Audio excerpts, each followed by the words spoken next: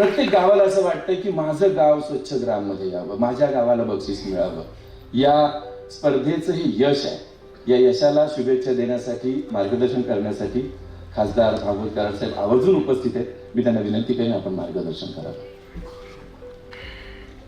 आज छत्रपती संभाजीनगर या ऐतिहासिक नगरीमध्ये संत गाडगेबाबा ग्राम स्वच्छता अभियाना अंतर्गत राष्ट्रसंत तुकडोजी महाराज स्वच्छ ग्राम स्पर्धेच्या बक्षीस वितरण प्रसंगी व्यासपीठावर उपस्थित असलेले आपल्या राज्याचे पाणी पुरवठा तथा स्वच्छता मंत्री माननीय गुलाबराव पाटील साहेब, संभाजीनगर जिल्ह्याचे पालकमंत्री तथा अल्पसंख्याक विकास वक्फ बोर्ड पणन मंत्री माननीय अब्दुल सत्तार साहेब, याच शहराचे आमदार तथा महाराष्ट्र राज्याचे गृहनिर्माण व इतर मागास बहुजन कल्याण मंत्री माननीय अतुलजी सावे, या कार्यक्रमासाठी ज्यांनी प्रस्तावित केलं असे माननीय संजयजी खंदारे प्रधान सचिव, तसेच व्यासपीठावर उपस्थित असलेले या जिल्ह्याचे कलेक्टर श्री दिलीपजी स्वामी, जिल्हा परिषद CEO विकासजी मीना, सर्व जिल्हा परिषद चीफ एक्झिक्युटिव्ह ऑफिसर्स आणि महाराष्ट्राच्या कानाकोपऱ्यातून आलेले माझे सरपंच बंधू आणि भगिनींनो, 2001 साली तत्कालीन ग्राम विकास तथा पाणी पुरवठा मंत्री माननीय R पाटील उर्फ आबा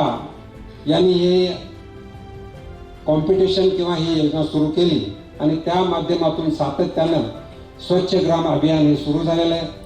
त्याचबरोबर 2 ऑक्टोबर 2014 साली आपल्या देशाचे यशस्वी प्रधानमंत्री माननीय नरेंद्रजी मोदी यांच्या माध्यमातून स्वच्छ भारत अभियान सुद्धा सुरू केलं आणि हे दोन्ही योजना अत्यंत चांगल्या योजना आहेत. आपल्या सर्वांना कल्पना, 1947 साली भारत स्वतंत्र झाला आणि त्यावेळेस साधारण 35% फक्त भारत हा शहरी भागात होता आणि 65% भारत हा ग्रामीण भागामध्ये होता. आणि त्याच वेळेस आपले परमपूज्य महात्मा गांधीजींनी सांगितलं होतं, खेड्याकडे चला आणि खेड्याचा विकास करा. पण तत्कालीन त्या सर्व नेत्यांनी तसा प्रयास केला आणि एकंदरीत आता जर पाहिलं तर सर्व खेड्यामध्ये सुद्धा मेजॉरिटी खेड्यामध्ये सर्व सोयी उपलब्ध होत आहेत. मला या ठिकाणी विशेष नमूद करायचं आहे की डिफिकेशन फ्री विलेज म्हणजे हागणदारी मुक्त खेडं हे सुद्धा आता यशस्वी झालं आहे. याच्यामध्ये एक छोटीशी 1 मिनिटात फक्त गोष्ट सांगतो. एक आंधळा माणूस गाडीमध्ये बसून चालला होता असं सांगितली जाते गोष्ट खरं तर, आणि गाडीमध्ये जाताना त्याला काय दिसत नव्हतं, पण त्याला एकदा झोपल्या तो म्हणतो गाव आलं का आपलं, तर हो गाव आलं. विचारलं कसं काय आलं गाव, तर त्याला त्या गावामध्ये एंट्री करताना तो हागणदारीचा वास होता. आता तशी काही परिस्थिती राहिली नाही. ग्राम विकास असो, शहरी विकास असो, सर्व ठिकाणी स्वच्छतागृह झालेले आहेत. त्याचबरोबर जसं आताच्या सरपंचांनी सांगितलं की वेगवेगळ्या केंद्र सरकारच्या असतील, राज्य शासनाच्या योजना जर आपण केल्या तर ग्रामीण भागाचा विकास होऊ शकतो. त्यामध्ये प्रधानमंत्री सूर्यघर योजना असेल, त्यामध्ये पॅक्स म्हणजे प्रायमरी ॲग्रिकल्चर सोसायटीसाठी सुद्धा मला आठवतं मी केंद्रामध्ये अर्थमंत्री असताना जवळजवळ 90,000 कोटी रुपये आम्ही त्याला दिले होते.